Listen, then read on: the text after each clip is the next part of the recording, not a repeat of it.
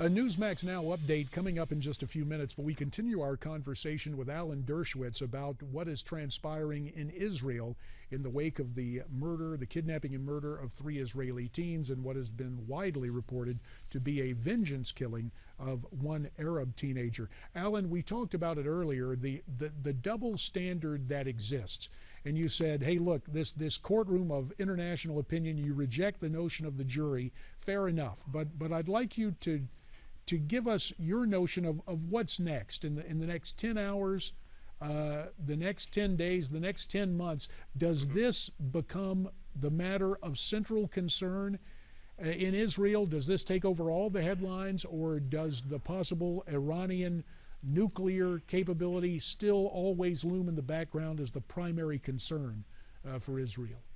Well, Iran always looms as the primary concern, even though the head of Mossad recently said that the Palestinian conflict poses a greater danger immediately to Israel than does Iran. Iran is a long-term danger because Iran is not about to get deliverable nuclear weapons, but it may within a number of years.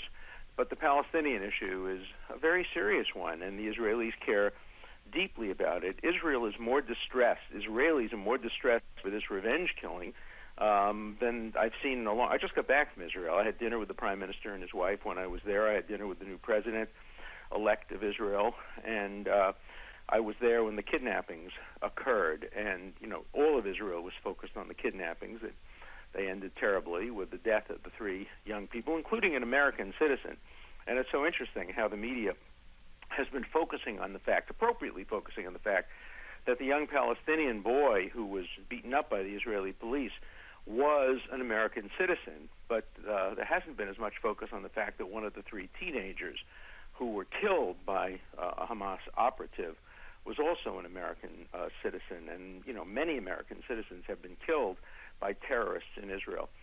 My hope is that there'll be a ceasefire, perhaps brokered by Egypt or Jordan, between Hamas and Israel. But even when you call a ceasefire, it sounds like there's equal firing on both sides. There isn't. Israel is trying to attack military targets in Gaza, and they've killed very, very, very few civilians in the process, whereas rockets at cities in Israel, at children's centers.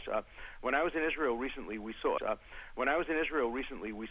tunnel that Hamas had built to try to kidnap and kill Israeli children. The tunnel came out just yards away from a kindergarten with 57 children and babies, and their goal was to try to kidnap or kill as many of those children as possible. So it's always an asymmetrical battle, but I'm hoping there'll be a ceasefire. And, my hope against hope has always been there'll be a peace process between Israel and the Palestinians. Everybody knows how it should end up with, Israel having control over the border of the Jordan River, because it can't give up its military option in the West Bank, but ending most of the settlements, and that's a prescription for peace. I hope that both sides are willing to compromise to reach it. Alan, you mentioned the fact that you were just in Israel, had a chance to have dinner with the Prime Minister. Right. Something that I don't think Americans understand is we often talk about our polarized political scene here in the United States. We could say that domestic politics in Israel is somewhat polarized. But it's much more polarized. The difference is, in the United States, the polarization is between the Republicans and the Democrats, the people in power, the people out of power. In Israel, it's within the Israeli cabinet. That is, the Israeli cabinet itself is comprised of opposing groups that hate each other and that are always trying to see each other removed from office. So the polarization within the Israeli government is even greater than the polarization between Republicans and Democrats in the United States.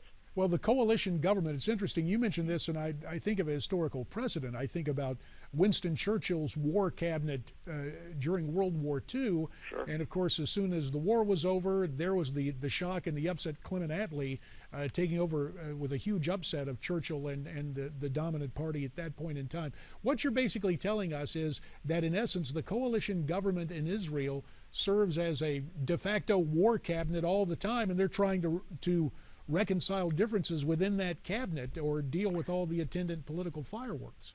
Right. When there is a crisis, they act as a war cabinet. When there is no immediate crisis, it's a very divisive cabinet. People from the hard right that are always trying to push Netanyahu to move even further to the right, and people closer to the center that are trying to push Netanyahu closer to the center. And so being the Prime Minister of Israel is not like being the President of the United States.